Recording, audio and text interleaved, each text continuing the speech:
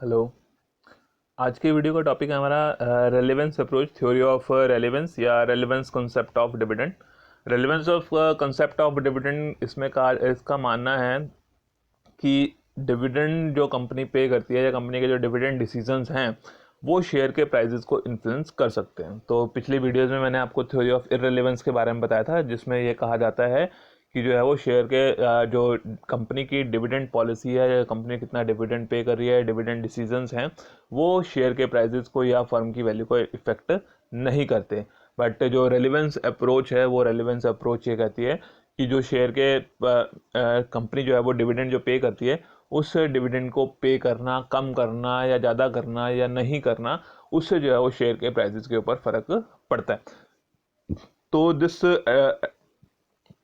The advocates of this school of thought includes Maron, Gordon, John Linter, James Walter, and Richardson. According to them, dividends communicate information to the investors about the firm's profitability, and hence dividend decisions become relevant. तो ये क्या कह रहा है कि जो dividends हैं वो कम्युनिकेट करते हैं इन्वेस्टर्स को, पता चलता है इन्वेस्टर्स को कि जो फर्म है वो कितनी प्रॉफिटेबल है। उनको तो तभी पता चलेगा जब उनको जो है अपनी इन्वेस्टमेंट के ऊपर डिविडेंड मिलेगा। जब तक डिविडेंड नहीं मिल रहा तो उनको क्या पता है कि फर्म को कितना प्रॉफिट हो रहा है। तो वो एक कम्युनिकेशन, उनको एक इन्फॉर्मेशन जो है वो मिल जाती है इन्वेस्टर्स को कि फर्म की प्रॉफिटेबिलिटी कितनी है, और इसलिए जो है वो डिविडेंड डिसीजन जो है वो रेलिवेंट बन जाते हैं। क्योंकि अगर डिविडेंड नहीं पे करे जाएंगे, नहीं मिलेंगे उन्हें, तो फिर जो है वो उसको उनके बारे में इंफॉर्मेशन नहीं मिलेगी। जब तक इंफॉर्मेशन नहीं मिलेगी तब तक पता नहीं लगेगा।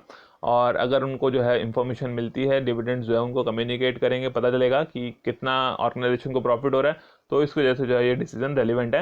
एंड दोज फर्म्स विच पे हायर डिविडेंड, और जो फर्म्स जो है वो हायर डिविडेंड पे करती हैं, will have the greater value as compare to those who do not pay dividend और have a low dividend pay out ratio. तो क्या सिंपल सी बात है कि जिस फर्म ने ज़्यादा डिविडेंड पे करना है, उस फर्म को जो है वो ज़्यादा शेयर के प्राइजेस उनके बढ़ जाएंगे, उनकी वैल्यू जो है वो ज़्यादा होगी। और एज कंपैरिजन अगर उनको कंपेयर किया जाएगा किससे, कि जो डिविडेंड नहीं पे कर रहे हैं या कम कर रहे हैं, उसके कंपैरिजन में उन फर्म्स की वैल्यू जो है वो, या उन फर्म्स के शेयर की वैल्यू ज़्यादा होती है जो डिविडेंड ज़्यादा पे करते हैं। क्योंकि इन्वेस्टर्स उसी कंपनी में, उसी ऑर्गेनाइजेशन में इन्वेस्ट करना चाहते हैं जहां पर उनकी इन्वेस्टमेंट के ऊपर जो उन्हें प्रॉपर रिटर्न मिले। तो जहां पर ज़्यादा रिटर्न मिलेगी, ऑटोमेटिकली उन शेयर्स की डिमांड बढ़ती है, और डिमांड बढ़ने से जो है फिर उन शेयर के प्राइजेस बढ़ जाते हैं, क्योंकि लोग उस कंपनी में इन्वेस्ट करना चाहते हैं, जिससे शेयर के प्राइजेस बढ़ जाते हैं। तो इस थ्योरी ऑफ रेलेवेंस या रेलेवेंस कंसेप्ट ऑफ डिविडेंड, इसमें दो थ्योरीज हैं, दो अप्रोचेज हैं। एक है हमारे पास वॉल्टर्स अप्रोच, दूसरी है गॉर्डन्स अप्रोच। दोनों ही ये मानती हैं कि डिविडेंड डिसीजंस जो है वो ऑर्गेनाइजेशन के इन्फ्लुएंस कर सकते हैं शेयर के प्राइजेस को। तो आज की वीडियो में हम जो है वो वॉल्टर्स अप्रोच के बारे में करेंगे, और नेक्स्ट वीडियो में हम जो है वो गॉर्डन अप्रोच के बारे में करेंगे। तो वॉल्टर्स मॉडल के बारे में क्या करें कि प्रोफेसर वॉल्टर जिन्होंने दिया है approach supports the doctrine. Doctrine का मतलब है सिद्धांत, कि इस सिद्धांत को फेवर करती है that dividend decisions are relevant and affect the value of the firm. तो डिविडेंड डिसीजन जो है वो रेलिवेंट है, मतलब उनका संबंध है किसके साथ, वैल्यू ऑफ फर्म के साथ या शेयर के प्राइजेस के साथ, की वैल्यू ऑफ फर्म और शेयर के प्राइजेस जो है वो इन्फ्लुएंस किए जा सकते हैं।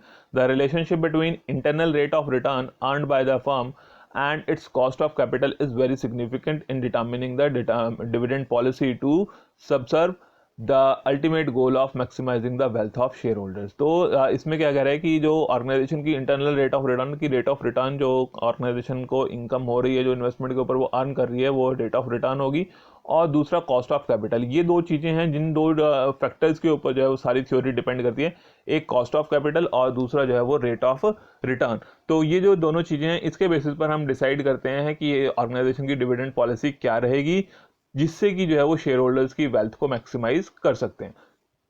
तो यहाँ पर भी आगे भी यही लिखा है, professor Walter's model is based on the relationship between the firms rate of return, जिसको हम आर से रिप्रेजेंट करते हैं, रेट ऑफ रिटर्न की फर्म को जो फर्म की इन्वेस्टमेंट्स हैं, उन इन्वेस्टमेंट्स के ऊपर जो है वो फर्म को कितना रिटर्न मिल रहा है, उसको हम रेट ऑफ रिटर्न बोल रहे हैं और रिप्रेजेंट कर रहे हैं स्मॉल आर से। And the cost of capital और the required rate of return, जो कॉस्ट ऑफ कैपिटल है या रिक्वायर्ड है कंपनी को रिटर्न मिनिमम, वो के कॉस्ट ऑफ कैपिटल, जो फंड्स कंपनी रेज कर रही है, जो फंड्स कंपनी को मिल रहे हैं वो किस कॉस्ट पे मिल रहे हैं, वो के। तो आर और के इन दोनों चीज़ों के ऊपर डिपेंड करेगा कि फर्म जो है कितना डिविडेंड पे करे या ना करे या कम करे या ज़्यादा करे, जिससे जो है वो अपने शेयर के प्राइजेस को कम या ज़्यादा कर सकती है। बेसिकली ऑर्गेनाइजेशन का ऑब्जेक्टिव है कि अपने शेयर्स के प्राइजेस को बढ़ाना है। तो इन दोनों के बीच में रिलेशन को चेक करना है कि कौन सी चीज़ कम है, कौन सी चीज़ ज़्यादा है, और उस कंपैरिजन के बेस पे कंपनी उसकी जो है वो ऑप्टिमम पे आउट रेशो डिसाइड की जाएगी कि जिस ऑप्टिमम पे आउट रेशो वो रेशो है जिस पे आउट का मतलब, अभी कई सारे वर्ड्स आपके पास आ गए हैं इकट्ठे। एक होता है पे आउट रेशो। पे आउट रेशो का मतलब है कि जो आपका प्रॉफिट्स हैं उस प्रॉफिट में से कितना परसेंट जो है वो एज डिविडेंड डिस्ट्रीब्यूट किया जा रहा है, उसको हम पे आउट रेशो बोल देते हैं। तो जैसे हम कह रहे हैं कि जो है वो 10 रुपये में से 4 रुपये एज डिविडेंड दिया जा रहा है, तो दैट मीन्स कि 40% जो है वो पे आउट रेशो होगी। 10 रुपये में से 4 रुपये पे किए जा रहे हैं तो 40% जो है वो ऑर्गेनाइजेशन की पे आउट रेशो होगी। तो वो पे आउट रेशो जो है वो कितनी रहे उसको डिसाइड करने के लिए दो चीज़ें होती हैं, आर और के, जिसके ऊपर हम जो वो डिसीजन लेते हैं। तो इनके वॉल्टर के अकॉर्डिंगली क्या है कि वो डिसीजन किस किस इनके कंपैरिजन पे डिपेंड करता है। तो जब हम किन्हीं दो चीज़ों को कंपेयर करेंगे तो तीन सिचुएशंस हो सकती हैं। या तो एक बड़ा होगा, या वो छोटा होगा, या बराबर होंगे। तो पहला कंपैरिजन क्या कह रहा है कि if R is greater than K, यानी कि rate of return, rate of return on investment की जो हमने इन्वेस्टमेंट की है उस पर जो है वो रेट ऑफ रिटर्न जो है वो ज़्यादा है और कॉस्ट ऑफ कैपिटल जो है वो कम है, तो उस केस में ऑप्टिमम पे आउट रेशो जो है वो जीरो होगी। यानी ऑर्गेनाइजेशन को ज़्यादा से ज़्यादा री इन्वेस्ट करना चाहिए, क्योंकि कॉस्ट कम आ रही है कैपिटल की, और अगर उसको हम अपने अपने अकॉर्डिंगली इन्वेस्ट करते हैं तो उस इन्वेस्टमेंट के ऊपर हमें जो है वो ज़्यादा रेट ऑफ रिटर्न मिल रही है। तो इन्वेस्टमेंट जो है उससे हमें ज़्यादा रिटर्न मिल रही है, तो उस केस में हमें जो है वो ज़्यादा से ज़्यादा री इन्वेस्ट करना है। ज़्यादा री इन्वेस्ट करना है यानी कि रिटेन्ड अर्निंग्स ज़्यादा होनी चाहिए। तो मैक्सिमम कितनी हो सकती है, 100 हो सकती है। तो यानी कि अगर 100 आपकी रिटेन्ड अर्निंग्स हैं, आपने 100% रिटेन कर लिया, तो यानी कि आपने पे कुछ भी नहीं किया, तो पे आउट रेशो जो है वो जीरो होगी। दूसरा केस क्या है कि if R is less than K, अगर आर जो है वो के से कम रहता है तो उस केस में पे आउट रेशो वुड बी 100% की। अगर आर कम है यानी कि rate of return on investment की, जो ऑर्गेनाइजेशन इन्वेस्टमेंट कर रही है उसके ऊपर रिटर्न कम आ रही है और कॉस्ट ऑफ कैपिटल ज़्यादा है, उस केस में क्योंकि हमारे पास उतने रिटर्न नहीं मिल रही है इन्वेस्टमेंट के ऊपर जितना खर्चा आ रहा है, तो उस केस में फर्म को री इन्वेस्ट करने का कोई फ़ायदा नहीं है और फर्म को ज़्यादा से ज़्यादा पे करना चाहिए। और ज़्यादा से ज़्यादा कंपनी कितना पे कर सकती है, 100%। तो ऑप्टिमम पे आउट रेशो जो है वो 100% है। ये कई बार एग्जाम्स में भी आते हैं ऑब्जेक्टिव टाइप क्वेश्चंस में कि अगर जो है वो वॉल्टर मॉडल के अकॉर्डिंग जो है वो आर इज ग्रेटर देन के, देन ऑप्टिमम पे out ratio would be, then if r is less than k then optimum payout ratio would be, and if r is equal to k then no optimum payout ratio। की अगर r जो है k के बराबर आ गया, दोनों चीज़ें बराबर हैं, रिटर्न ऑन इन्वेस्टमेंट और कॉस्ट ऑफ कैपिटल, उस केस में कोई भी जो है वो ऑप्टिमम पे आउट रेशो नहीं है। फर्म की वैल्यू जो है वो दोनों केसेस में सेम रहेगी, उसमें जो है वो कोई भी चेंज नहीं होगा। शेयर के प्राइजेस आप जो है वो 0% पे करें तब भी उतना रहेगा, 100% पे करें तब भी उतना रहेगा, चाहे 40 करें चाहे 60 करें। अगर आर और के दोनों चीज़ें बराबर हो जाती हैं तो कोई ऑप्टिमम पे आउट रेशो नहीं है कि आप कम कितना भी पे कर लें, कितना ज़्यादा पे कर लें, तो हर केस में जो है वो शेयर के प्राइजेस सेम रहेंगे। बट अगर आर जो है वो के से कम है तो उसमें अगर आप 100% पे करते हैं तो उस केस में शेयर के प्राइजेस सबसे ज़्यादा होंगे, और अगर जो है वो आर ज़्यादा है के से तो उस केस में जो है वो अगर आप सब बहुत कम यानी कि 0% पे करते हैं तो शेयर के प्राइजेस उस केस में सबसे ज़्यादा रहेंगे। तो इसके लिए फिर एक एग्जांपल कर लेते हैं। एग्जांपल से पहले हम इसकी एजम्पशंस कर लेते हैं, एजम्पशंस ऑफ वॉल्टर मॉडल। तो इसकी कुछ एजम्पशंस हैं, जैसे मैंने बताया था कि हर थ्योरी की अपनी अपनी कुछ एजम्पशंस हैं जिनके ऊपर वो डिपेंड होती हैं। तो इसमें क्या एजम्पशन है, the investors of the firm are financed through the investments of the firm are financed through retained earnings only and the firm does not use external source of funds. तो जो firm है उसके पास जो source of finance है कि अगर उसको fundings की रिक्वायरमेंट है तो वो फंडिंग्स की रिक्वायरमेंट के लिए जो है वो सिर्फ रिटेन्ड अर्निंग्स पे डिपेंड करती है और कोई भी एक्सटर्नल सोर्स ऑफ फंड्स इस्तेमाल नहीं किया जाता है। यानी कि जो भी हमने अपनी ग्रोथ के लिए या अपने एक्सपेंशन प्लान्स के लिए जो भी इन्वेस्टमेंट की रिक्वायरमेंट है उस इन्वेस्टमेंट को उन्होंने फाइनेंस करना है सिर्फ और सिर्फ रिटेन्ड अर्निंग से, और उसको जो है वो कोई भी एक्सटर्नल सोर्स ऑफ फंड जो है वो यूज़ नहीं करना है। And the internal rate of return R and the cost of capital K of the firm are constant. तो जो रेट ऑफ रिटर्न है और कॉस्ट ऑफ कैपिटल है ये कांस्टेंट रहेंगे, ये चेंज नहीं होंगे। Earnings and dividends do not change while determining the value. Earnings भी और डिविडेंड्स जो है वो जब हम उसकी वैल्यू डिटर्मिन कर रहे हैं तो अर्निंग्स और डिविडेंड्स में कोई चेंज नहीं होगा। और the firm has a very long life, की तो हम मान के चलते हैं कि जो ऑर्गेनाइजेशन है उसकी जो है वो लॉन्ग लाइफ है। इसके लिए जो फॉर्मूला है यहाँ पर, formula to calculate the market price, तो वॉल्टर मॉडल के अकॉर्डिंगली जो फॉर्मूला है उसको हम लिख सकते हैं P is equal to D plus R divided by K E multiplied by difference of E minus D and divided by K E. इसी फॉर्मूले को हम दूसरे तरीके से भी लिख सकते हैं, जैसे आपको ये दोनों फॉर्मूले सेम ही हैं, चाहे ये वाला फॉर्मूला याद कर लें चाहे आप ये वाला फॉर्मूला याद कर लें, तो जो फॉर्मूला आपको याद करने के लिए आसान हो उस फॉर्मूले को आप याद कर सकते हैं, बट कैलकुलेशन ठीक होगी तो आंसर्स जो है दोनों से सेम ही आएंगे। तो इस फॉर्मूले में क्या है, D divided by K E plus R divided by K E और डिफरेंस जो है ई माइनस डी, इन दोनों का डिफरेंस लेना है और इसको जो है वो के ई से डिवाइड कर देना है। तो इसका जो डिवाइड करके आंसर आएगा और इनको जो है सॉल्व करके जो आंसर आएगा दोनों को मल्टीप्लाई दोनों को ऐड कर देंगे तो शेयर का प्राइस आ जाता है। तो इसमें क्या क्या चीज़ें हैं, पी का मतलब है मार्केट प्राइस पर शेयर, जो हमने कैलकुलेट करना है, पी को हमने कैलकुलेट करना होता है मोस्टली, तो मार्केट प्राइस पर शेयर। डी का मतलब है डिविडेंड पर शेयर, कितना डिविडेंड है। आर का मतलब है इंटरनल रेट ऑफ रिटर्न या रेट ऑफ रिटर्न या रिटर्न ऑन इन्वेस्टमेंट ऑर्गेनाइजेशन के लिए वो कितनी है। ई का मतलब है अर्निंग पर शेयर कितना है और के ई का मतलब है cost of equity capital, cost of equity capital वो के ई आ गया। तो इस फॉर्मूले से हम जो है वो शेयर के प्राइसेस कैलकुलेट कर सकते हैं। तो इसमें जो हमारी इनकी कहना है कि आर के से ज़्यादा होगा तो ऑप्टिमम पे आउट रेशो 0 होनी चाहिए, आर के से कम होगा तो पे आउट रेशो 100% होनी चाहिए, आर और के बराबर हैं तो फिर जो है कोई भी ऑप्टिमम पे आउट रेशो नहीं है। तो इस चीज़ के लिए हम एग्जांपल कर लेते हैं जिससे क्लियर हो जाएगा कि ये चीज़ कैसे पॉसिबल होती है। तो इसमें जो है हमारे पास एग्जांपल ले लिया हमने, the following information is available in respect of a firm. तो ये इन्फॉर्मेशन, ये क्वेश्चन आपको दिया हुआ है, तो उसमें कैपिटलाइजेशन रेट दी हुई है। कैपिटलाइजेशन रेट को हम किससे रिप्रेजेंट करेंगे, के ई से। कॉस्ट ऑफ इक्विटी जो है वो कैपिटलाइजेशन रेट हो गया। अर्निंग पर शेयर ई हो गया आपका 50 rupees. Assume the rate of return on investment, investment के ऊपर रिटर्न के लिए उसने कह रहा है कि आपको अलग अलग चीज़ें बता दी उसने, 12%, 8% और 10%। तो यहाँ पर हम तीनों के लिए कर लेंगे कैलकुलेशन तो उससे क्लियर हो जाएगा हमारे को। तो इसमें क्या, अगर देखो आप देख सकते हैं कि क्वेश्चन में जो है वो capitalisation rate, cost of equity और ये है आर, रेट ऑफ रिटर्न का मतलब है रिटर्न ऑन इन्वेस्टमेंट, इसको हम आर से रिप्रेजेंट करेंगे। तो इस केस में क्या है कि फर्स्ट वाले केस में आर जो है वो ज़्यादा है किससे, कैपिटलाइजेशन रेट से। सेकंड वाले केस में कम हो गया, आर कम है के ज़्यादा है, और थर्ड वाले केस में जो है वो आर और के जो है वो बराबर हो गए। तो तीनों केसेस में हम इसकी कैलकुलेशन करेंगे। Show the effect of dividend policy on the market price of shares applying Walter's formula when dividend pay out ratio is 0%, 20%, 40%, 80% and 100%।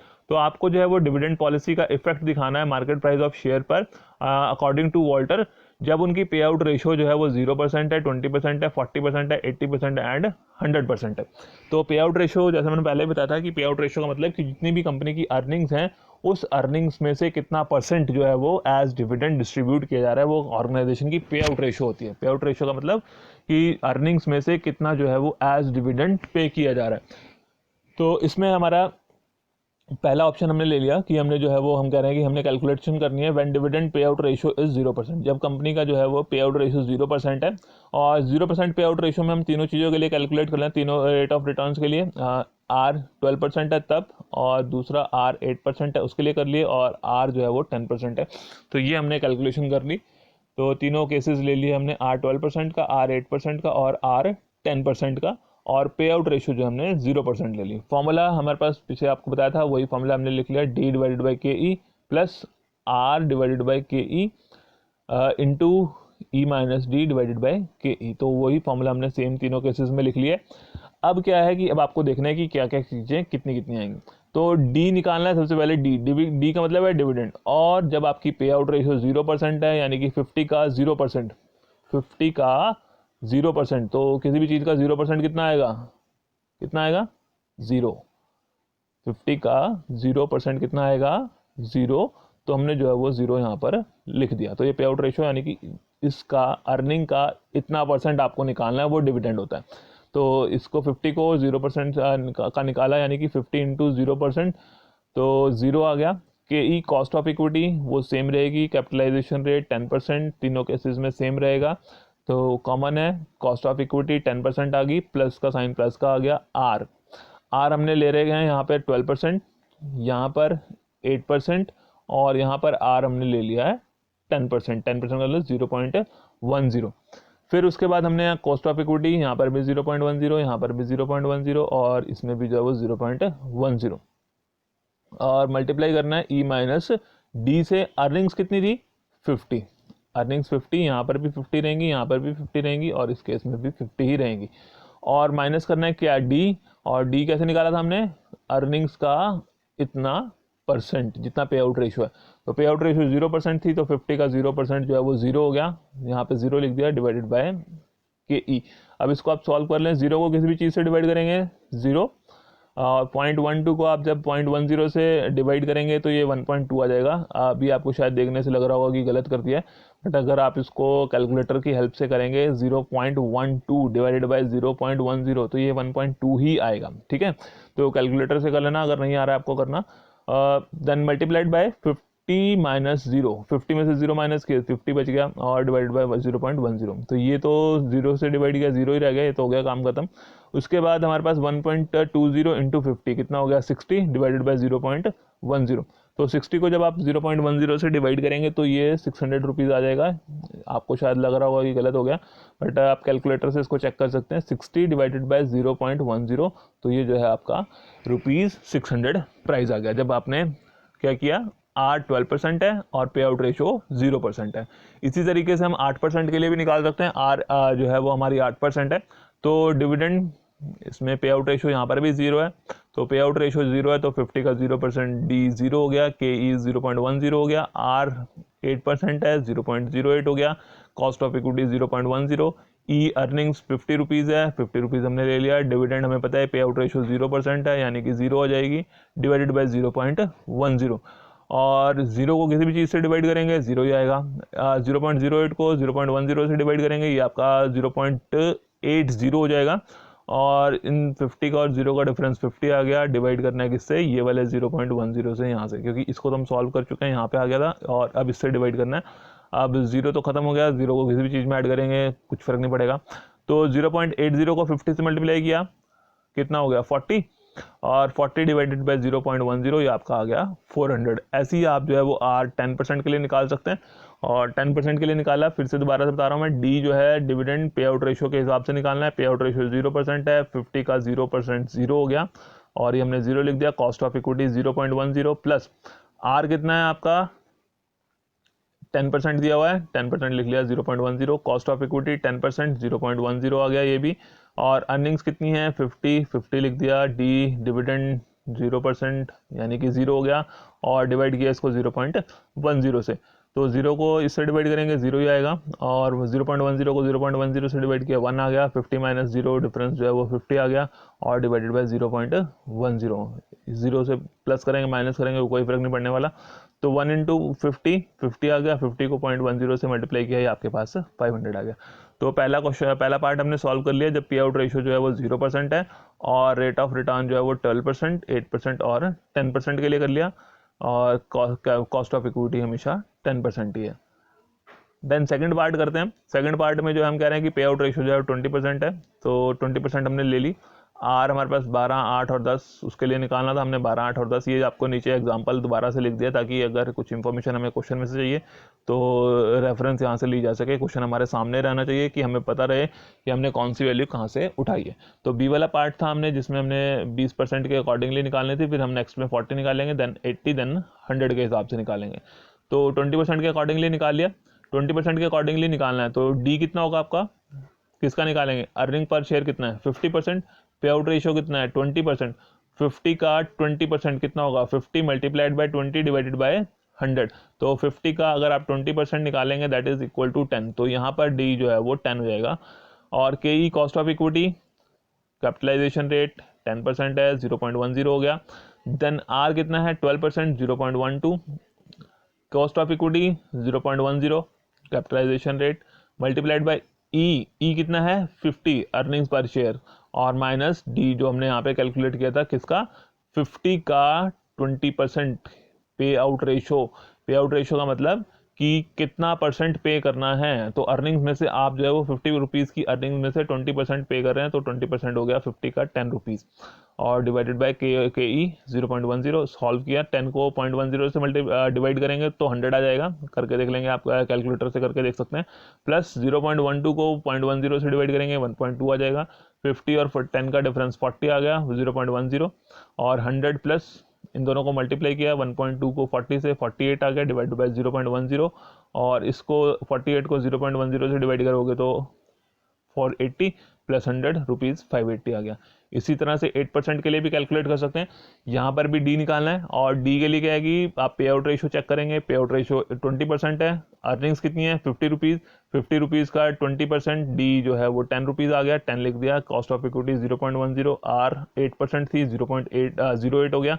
Cost of equity 0.10, earnings minus dividend, E जो है वो 50 rupees यहाँ पे दी हुई थी, dividend जो है वो 10 रुपीज़, और डिवाइड किया 0.10 से, और इसके बाद जो है वो 10 को 0.10 से डिवाइड किया 100, और 0.08 को 0.10 से डिवाइड किया, ये आ गया आपका 0.80, और 50 और 10 का डिफरेंस जो है वो 40 डिवाइडेड बाई 0.10, 100 प्लस 40 को 0.8 से मल्टीप्लाई करेंगे 32 डिवाइडेड बाई 0.10, ये हो गया 320 प्लस 100 420, आपका आंसर आ जाएगा।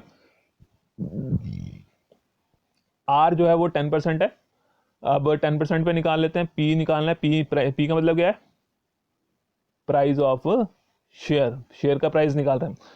तो डी फिर से वही, डिविडेंड जो है अर्निंग्स का जो भी पे आउट रेशियो है 20% है, तो यहाँ पे हमने 20% ले लिया, 50 का 20% 10, के ई 0.10, आर 10% है 0.10, के ई यहाँ से हमने उठा लिया 10%, ये 0.10, ई अर्निंग्स 50 एज इट इज़ आ गई, डी अर्निंग्स का 20% यानी कि 10 रुपीज़, और डिवाइडेड बाय के ई यानी कि 0.10, तो 10 डिवाइडेड बाय 0.10 100 हो गया, प्लस 0.10 डिवाइडेड बाय 0.10 1 आ गया, 50 और 10 का डिफरेंस 40 डिवाइडेड बाय 0.10, 100 प्लस इसको 40 को 1 से मल्टीप्लाई किया 40 डिवाइडेड बाय 0.10, ये 400 आ जाएगा, 400 में 100 प्लस करेंगे तो 500 आ गया, ये हमारा 20% पे आ गया। इसी तरह से आप 40% के लिए भी कैलकुलेट कर सकते हैं।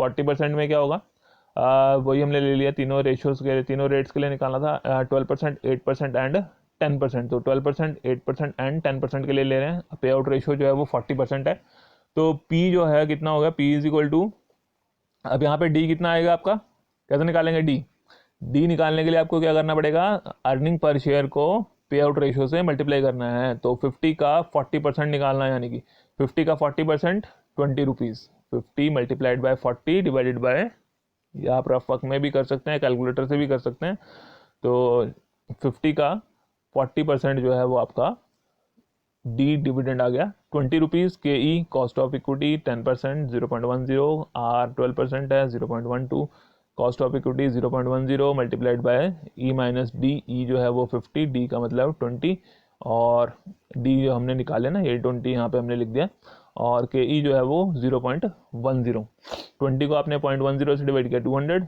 इसको 1.12 को 0.10 से डिवाइड किया 1.20, 50 और 20 का डिफरेंस आ गया 30 डिवाइडेड बाई 0.10, 200 वैसे ही आ जाएगा, 1.20 को आपने 30 से मल्टीप्लाई किया 36 डिवाइडेड बाई 0.10, इसको 36 को 0.10 से डिवाइड किया 360, 360 प्लस 200 560 हो गया।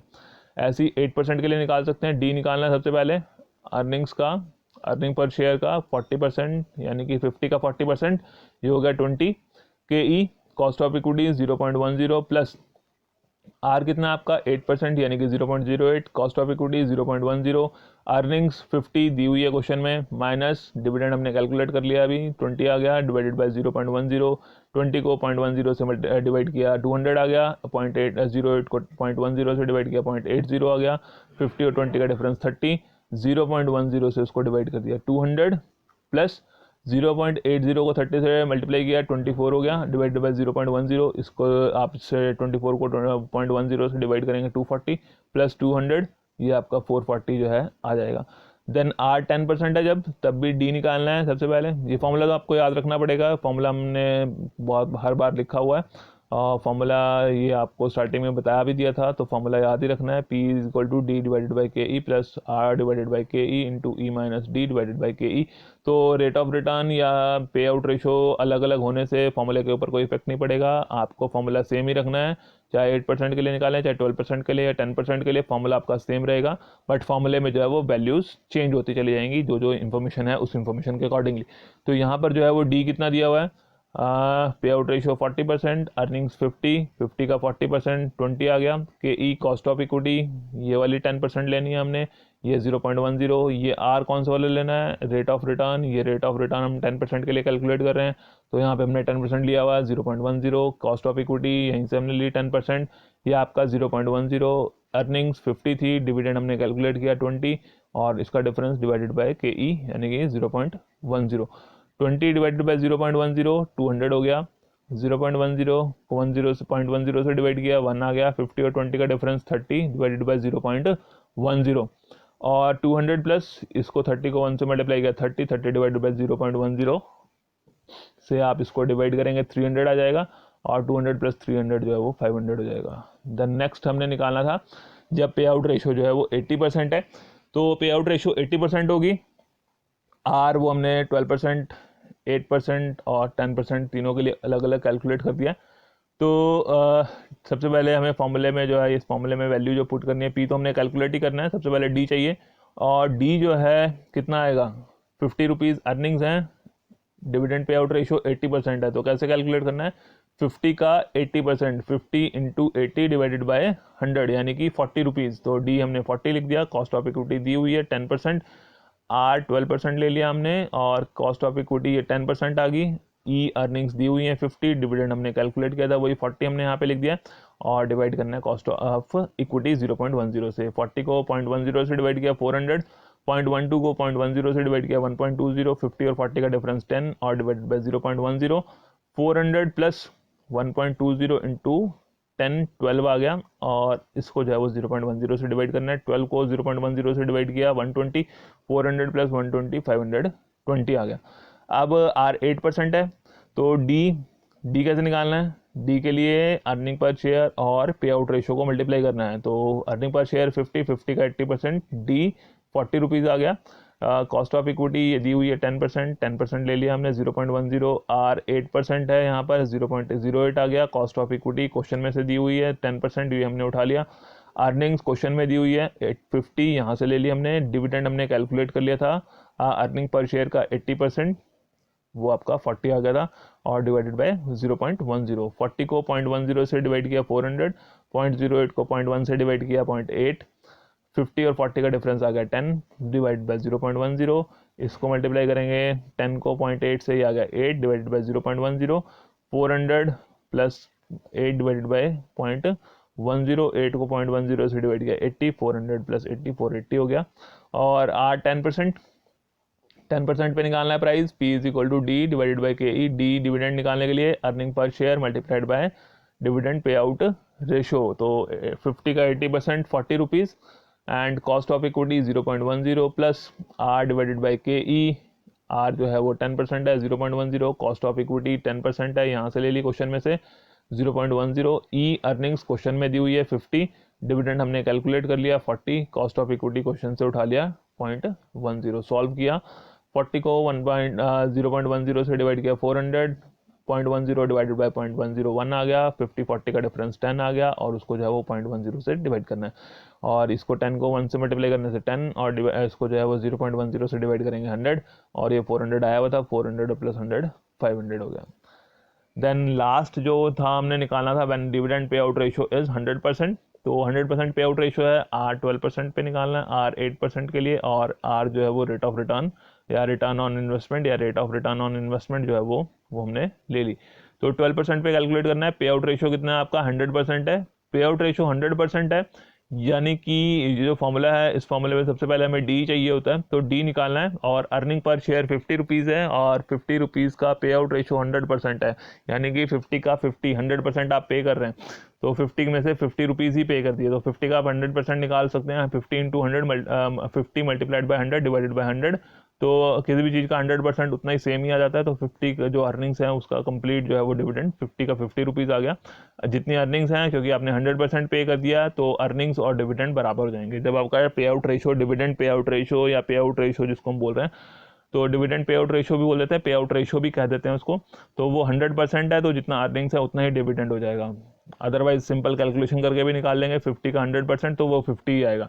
तो डी का मतलब आ गया 50, K E cost of equity capitalization rate question में दिया हुआ है 0.10, आर 12% 0.12 कॉस्ट ऑफ इक्विटी।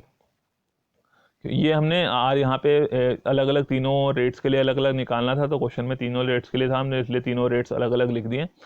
तो R 0.12, cost of equity 0.10, earnings 50 question में दी हुई थी, डिविडेंड हमने यहाँ पे कैलकुलेट कर लिया था 50 माइनस 50 डिवाइडेड बाय के ई 0.10। 50 को आपने 0.10 से डिवाइड किया 500 आ गया, 0.12 को आपने 0.1 से डिवाइड किया 1.20 आ गया, और 50 और 50 का डिफरेंस हो गया 0 और डिवाइडेड बाय 0.10। तो किसी भी चीज़ को आप 0 से मल्टीप्लाई करेंगे 0 ही आएगा, और 0 को आप किसी भी चीज़ से डिवाइड करेंगे 0 ही आएगा, तो यानी कि 500 प्लस 0 प्राइस आ गया 500 रुपीज़। तो नेक्स्ट में भी कर लेते हैं, डिविडेंड कितना आएगा 50 का 100% 50 rupees, cost of equity 0.10 plus R कितना है 8%, 8% का मतलब 0.08, और कॉस्ट ऑफ इक्विटी क्वेश्चन में दी हुई है आपके पास 0.10, 10% को हम डेसिमल पॉइंट में लिखेंगे 0.10, अर्निंग्स 50, ये दी हुई है क्वेश्चन में, डिविडेंड हमने कैलकुलेट किया था 50 ही आ गया 50 माइनस 50, और divided by cost of equity 0.10, price कितना आ जाएगा 50 को आपने 0.10 से डिवाइड किया 500 आ गया, प्लस इसको 0.08 को 0.1 से डिवाइड करेंगे 0.08, 50 और 50 का डिफरेंस 0, और 0 को किसी भी चीज़ से मल्टीप्लाई करेंगे 0 को किसी भी चीज़ से डिवाइड करेंगे 0, यानी कि जब आप इसको सॉल्व करेंगे 0, तो 500 प्लस 0 आंसर इज 500 रुपीज़। ये क्या निकाल रहे हैं आप, प्राइस ऑफ द शेयर। जब आपके पास आर दिया हुआ है, पे आउट रेशियो दी हुई है, अर्निंग पर शेयर दिया हुआ है, कॉस्ट ऑफ कैपिटल दी हुई है या कैपिटलाइजेशन रेट दिया हुआ है, लास्ट रह गया हमारा आर इज इक्वल टू 10%, जब जो है वो रेट ऑफ रिटर्न 10% है, तो डी निकालना है सबसे पहले। डी के लिए क्या कह रहा है कि अब पे आउट रेशियो 100% है, अर्निंग पर शेयर 50 रुपीज़ है, 50 का 100% 50 ही आ गया, और divided by K E cost of equity 10% 0.10 plus R कितना है 10% 0.10, कॉस्ट ऑफ इक्विटी क्वेश्चन से ले ली हमने 0.10, ये भी हमें क्वेश्चन में दी हुई है, बट हमने जो है वो तीनों चीज़ों के लिए अलग अलग निकाली हुई, तो अब हम 10% अलग थी तो 10% के लिए लिया, 8% लिया तो 8% के लिए लिया, 12% था तो 12% के लिए लिया, तो आर 10%, के ई 0.10, अर्निंग्स 50 थी, डिविडेंड हमने कैलकुलेट किया था अभी 50, तो वही 50 हमने यहाँ पे लिख लिया 50 minus 50 divided by cost of equity, और ये हो गया 50 डिवाइडेड बाय 0.10 500 हो गया, और 0.1 को 0.1 से डिवाइड करेंगे 1 ही आएगा, दोनों 50 से 50 माइनस कर दिया 0 आ गया, 0 को किसी भी चीज़ से मल्टीप्लाई करेंगे 0, और 0 को किसी भी चीज़ से डिवाइड करेंगे 0, और 500 प्लस 0 500 रुपीज़। तो ये हमारे पास जो क्वेश्चन में दिया हुआ था कि आपने जो है कैपिटलाइजेशन रेट दिया हुआ था, अर्निंग पर शेयर दिया हुआ था, और रेट ऑफ रिटर्न के बारे में बताया था 12%, 8% और 10% है, और हमें जो है वो शेयर के प्राइसेस निकालने थे जब पे आउट रेशियो 0% है, 20% है, 40% है, 80% है और 100% है, तो वो हमने कैलकुलेशन कर ली है, और उस कैलकुलेशन को हमने एक टेबल में लिख लिया ताकि जो उसकी अजम्पशंस हैं उस अजम्पशन को हम समझ सकें। तो अजम्पशन को समझने के लिए हम कह रहे हैं कि उसने क्या कहा था कि कॉस्ट ऑफ इक्विटी कितनी दी हुई थी 10%, ये आपने बार बार क्वेश्चन में की है तो याद होगी आपको, बट अगर जब सॉल्व कर लेंगे तब भी हम देख सकते हैं वहाँ से। और ये पे आउट रेशियो ले ली हमने, जिसके लिए हमने 0% के लिए कैलकुलेट किया था, 20% के लिए कैलकुलेट किया था, 40% के लिए, 80% और 100% के लिए, और आर हमारे पास थी 12%, 8% और 10%, तो ये हमने ले लिया। अब कॉस्ट ऑफ इक्विटी 10% है और आर 12% है, यानी कि जो आर है वो के ई से ज़्यादा है, कॉस्ट ऑफ इक्विटी से रेट ऑफ रिटर्न ज़्यादा है। दूसरा केस क्या है कि आर जो है वो 8% है, कॉस्ट ऑफ इक्विटी 10 है, यानी कि जो है आर जो है आपका कॉस्ट ऑफ इक्विटी से कम है, और तीसरे वाले केस में जो है वो कॉस्ट ऑफ इक्विटी के बराबर है। तो जब हमने स्टार्टिंग में अजम्पशंस पढ़ी थी, स्टार्टिंग में उसकी इम्प्लीकेशंस पढ़ी थी, तो उन इम्प्लीकेशंस में कहा गया था कि जब आर जो है वो कॉस्ट ऑफ इक्विटी से ज़्यादा होगा, रेट ऑफ रिटर्न ज़्यादा है और कॉस्ट ऑफ इक्विटी कम है, उस केस में ऑप्टिमम पे आउट रेशियो वुड बी 0। तो यानी कि शेयर का प्राइस तब मैक्सिमम होगा जब पे आउट रेशियो 0% होगी। तो अब आप देख सकते हैं कि जब आर 12% है तो पे आउट रेशियो 0% पे प्राइस 600 है, 20% पे कम हो गया, 40% आप पे करें और कम हो गया, 80% पे आउट रेशियो है तो और कम हो गया, 100% पे जो है वो प्राइस और कम हो गया। यानी कि ऑप्टिमम पे आउट रेशियो का मतलब कि वो रेशियो जिस रेशियो पे शेयर का प्राइस मैक्सिमम होगा। तो अगर आर यानी कि rate of return cost of equity से ज़्यादा है, उस केस में ऑप्टिमम पे आउट रेशियो जो है वो 0% रहेगी। तो 0% रहेगी तो उस केस में शेयर का प्राइस सबसे ज़्यादा है 600 रुपीज़। तो ये 600 रुपीज़ जो है उस केस में सबसे ज़्यादा होगा। और दूसरा केस है कि आर जो है वो हमारे पास 8% है, कॉस्ट ऑफ इक्विटी 10% है। अब यानी कि आर कम होगी, कॉस्ट ऑफ इक्विटी ज़्यादा होगी। तो जब हमारे पास जो है जो इन्वेस्टमेंट है उसके ऊपर रिटर्न कम आ रही है बल्कि कॉस्ट ज़्यादा आ रही है, तो उस केस में कंपनी को ज़्यादा से ज़्यादा पे आउट करना है। तो ज़्यादा से ज़्यादा पे आउट कितना कर सकती है कंपनी? 100% पे आउट कर सकती है। कंपनी ने 100% पे आउट किया, शेयर का प्राइस जो है वो 500 मैक्सिमम प्राइस के ऊपर पहुंच गया। जब कम पे किया, कम हुआ, ज़्यादा पे करना शुरू किया तो शेयर का प्राइस बढ़ गया। और तीसरा केस था कि जब आर और के बराबर हो जाएं, तो आर भी 10% है, के भी 10% है, यानी कि जो रेट ऑफ रिटर्न है, कॉस्ट ऑफ इक्विटी दोनों ही जो है बराबर हो गए। अब दोनों बराबर होंगे तो कोई भी पे आउट ऑप्टिमम पे आउट रेशो नहीं है। तो फर्म का प्राइस 0% पे किया तब भी 500 है, 20% पे किया तब भी 500 है, 40% पे किया तब भी 500 है, 80% पे भी 500 है, और 100% पे करने पर भी वो 500 ही है। यानी कि जब आर और के जो है वो दोनों चीज़ें बराबर हो जाती हैं तो कोई भी ऑप्टिमम पे आउट रेशो नहीं है और शेयर के प्राइजेस के ऊपर उसका कोई फर्क नहीं पड़ता। बट अगर आर ज़्यादा है, के ई कम है, तो उस केस में ऑप्टिमम पे आउट रेशो जो है वो 0% रहेगी और उस केस में शेयर का प्राइस मैक्सिमम रहेगा। और अगर आर कम है, के ई ज़्यादा है, उस केस में ऑप्टिमम पे आउट रेशो 100% है। और आप देख सकते हैं कि उसी केस में जो है वो पे आउट प्राइस जो है वो सबसे ज़्यादा है। तो ये जो हमारी थ्योरी थी वो थ्योरी इस की इम्प्लीकेशंस इस एग्जांपल से क्लियर हो गई है कि आर और के का जो रिलेशनशिप है उसके अकॉर्डिंगली कंपनी डिसाइड करेगी कि उसकी पे आउट रेशो कितनी होनी चाहिए। और ऑप्टिमम पे आउट रेशो वो रेशो है जिस रेशो पर जो है वो शेयर के प्राइसेस मैक्सिमम होते हैं, और वो पे आउट रेशो डिसाइड की जाती है आर और के रिलेशनशिप से कि वो आर ज़्यादा है या के ई ज़्यादा है या दोनों बराबर है। Okay, thank you.